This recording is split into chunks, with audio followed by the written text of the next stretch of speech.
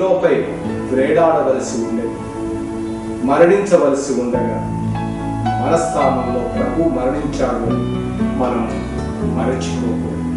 మన యొక్క మరణం ద్వారా మనం మన పాపాలకు క్షమాపణ పొందే భాగ్యాన్ని, దేవుని బిడ్డలుగా ఉండే అవకాశాన్ని మనకు ప్రభువు ఏర్పాటు చేశాడు. ఇది ఎంత గొప్ప ప్రేమ!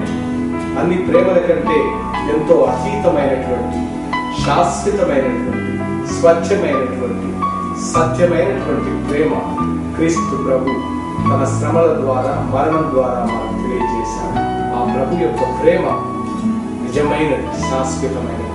ఆయన నమ్మి విశ్వసించువారు ఎన్నటికీ మరణించినను ఆత్మయందు ఎల్లప్పుడూ సజీవులుగా ఉంటారు.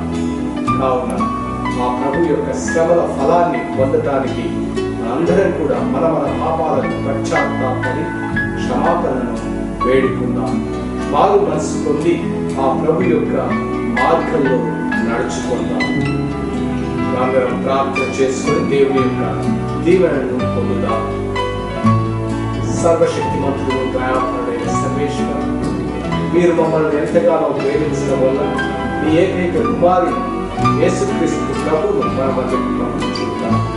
వారు మీ ప్రేమకు సాక్ష్యం ఇచ్చి మా స్థానంలో మాకు బదులుగా శిలువపై మరణించి మా పాపములకు మేము మన్నింపు పొందే అవకాశాన్ని కలిగించి ఉన్నారు. మేము మా పాపాలకై మరణించి క్రీస్తుతో కలిసి నూతన జీవితంలోకి సజీవులంగా లేచులాగా చేయడం మా ప్రభువును ఏలిన వారైన క్రీస్తు ద్వారా మేము మనవి చేయుచున్నాము. ఏలిన వారు మీతో నుందురుగాక, మీతో నుందురు.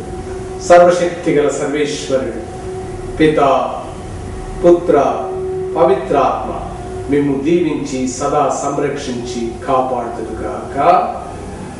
ఆమేన్.